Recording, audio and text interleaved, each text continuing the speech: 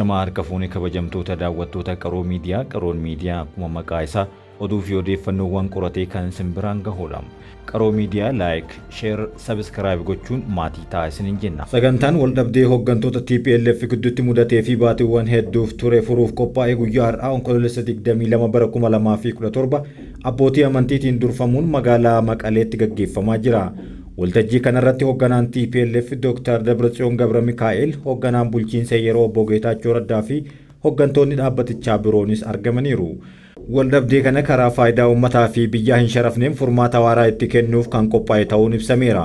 Hojiin kun abbootii amantaa fi abbootii gadaa Oromootiif fakkeenya gaarii kan ta'udha. Harki nagahaaf diriire hin deebine. Ministeerri muummee Dr. Abiy Ahmed Itoophiyaan galaana diimaa karaa nagahaan argachuun akka ishee barbaachisu addunyaan dhagahuu qabdi jedhan. Ministeerri muummee guyyaa kaleessaa mana maree bakka bu'oota uummataatti gaaffii dhiyaateef wayita deebii laatan Itoophiyaan karra galaana diimaa irratti dantaa biyyaalessaa hin raafamne akka qabdu dubbatan. Dhimma karra galaanaa argachuu ilaalchisee ibsa miseensota mana marichaaf laataniin Itoophiyaan dantaa biyyaalessaa hin raafamne qabaachuu ibsuun Itoophiyaan karra galaana diimaa karaa nagahaan argachuun akka ishee barbaachisu addunyaan guutuun dhagahuu qabdi jedhan.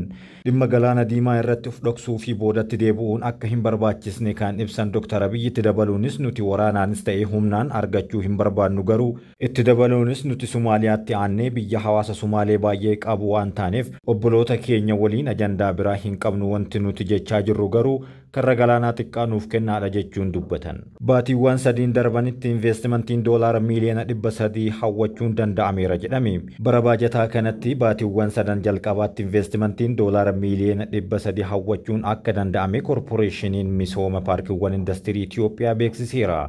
Waajjirichatti gamaggama raawwii baatiiwwan sadan darbanii korporeeshinichaa geggeeffame. Paarkiiwwan industirii keessatti abbootii qabeenyaa hojjechaa jiran keessaa harki caalu abbootii qabeenyaa biyya keessaa ta'uunis eerameera. Dabalataanis abbootii qabeenyaa Chaayinaa, Jaapaanii fi Veetnaam Itoophiyaatti hojiiwwan investimentiin bobba'anii akka hojjetan taasifamuun ibsameera. Abbootiin qabeenyaa kunneenis paarkiiwwan industirii hawaasaa, Kombolchaa, Boolee Lammii fi Qilintoo keessatti hojjechaa jiraachuun himameera. Hariiroowwan dippiloomaasii Itoophiyaa cimsuuf qindoominaan hojjechuun barbaachisaadha jedhame. Hariiroowwan dippiloomaasii gamlamee fi damee hedduu Itoophiyaa daran cimsuuf qindoominaan hojjechuun barbaachisaa ta'uu ministeerri dhimma alaa Dr. Geediyoon Ximaatiyos hubachiisan. Dr. Geediyoos itti gaafatamtoota waajjira qoonsilaa jeneraalaa fi imbaasiiwwan Itoophiyaa biyyoota garaagaraatti argaman waliin marsariitiidhaan mari'ataniiru. Maricha irratti hariiroowwan dippiloomaasummaa gamlamee fi damee hedduu Itoophiyaa daran cimsuuf qindoominaan hojjechuun murteessaa ta'uu hubachiisaniiru. Ambaasaadaronni fi dippiloomaatonni haala siyaasaa qubsuma yeroo addunyaa tilmaama keessa galchuun faayidaa biyyaalessaa Itoophiyaa eegsisuuf xiyyeeffannaa olaanaan hojjechuu akka barbaachisu akeekaniiru. Yeroo kamuu caalaa faayidaa biyyaalessaa Itoophiyaa eegsisuuf tattaaffii olaanaan akka hojjetan ambaasaadaronni fi dippiloomaatonni mirkaneessuun ragaan ministeera dhimma alaa irraa argame ni mul'isa. Misoomni koriidarii maqaa Itoophiyaa ijaaraa jira jedhan gareen gaazexeessitoota. Misoomni koriidarii magaalaa Finfinneetti hojjetamaa jiru kun ga'umsa turizimii babal'isuun maqaa Itoophiyaa ijaaraa jiraachuu gaazexeessitoonni miidiyaalee garaagaraa irraa babba'an ibsan. Leenjii mata duree miidiyaa seenessa biyyaalessaa fi ijaarsa biyyaaf jedhu ogeeyyii miidiyaalee fi kennamaa kan ture guyyaa har'aa xumurameera. Leenjitoonni kunneen leenjichaan booda hojiilee misooma koriidarii magaalaa Finfinneetti hojjetamaa jiru daawwataniiru. Hojiileen hojjetaman kunneen kaleessa har'aa fi bor walitti hidhuuf agarsiiftuudha jechuun ibsaniiru. Dameen turizimii guddina biyyaa keessatti gahee isaa akka bahatu iddoolee gahumsa turizimii mootummaan ijaaramaa jiran sirnaan beeksisuun murteessaa ta'uu ogeeyyiin kunneen dhaamaniiru. Kabajamtootaa fi jaalatamtoota hordoftoota qaroo miidiyaa oduu fi odeeffannoowwan keenya ammas akkumatti fufetti jira. Gara oduu biyya alaatti sin dabarsa. Haleellaa rookeettii Hizboollaan lammiileen Israa'el 7 ajjeefaman. Hizboollaan haleellawwan rookeettii adda addaa lama gara kaaba Israa'elitti raawwateen namoota 7 yoo ajjeesu walitti bu'iinsa ji'ootaaf itti fufe keessatti ji'oottan darban keessatti miidhaa isa guddaa jedhamuun galmaa'eera. Rookeettii gara magaalaa Meetuullaa kan daangaa Libaanoositti dhiyaattee argamtutti dhukaafameen qotee bulaa biyya Israa'el tokkoo fi lammiilee biyya alaa 4 kan hojii qonnaa irratti hirmaataa jiran ajjeefamu. Ministeerri haajaa alaa Israa'el Kaatiz himaniiru. Haleellaa raawwateen lammiileen biyya alaa ajjeefaman 4 lammiiwwan Taayilaand ta'uu miidiyaaleen biyya keessaa himaniiru. Miidiyaan Israa'el Haareteez jedhamu akka gabaasetti wayita haleellaan kun raawwatamu lammiileen Israa'elii fi hojjettoonni lammii biyya alaa 4 dallaa sibiilaa daangaa Libaanoositti dhiyaatanii hojii qonnaa hojjechaa akka turan himeera.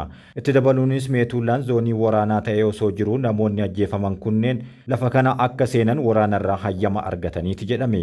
Haleellaan kun kaaba Israa'elitti kan raawwate ergamaan addaa US waraana Hezbollaa waliin jiru dhaabuu irratti ministeera muummee Benjaamin Netanyaahuu waliin dubbachaa wayita jiranittidha.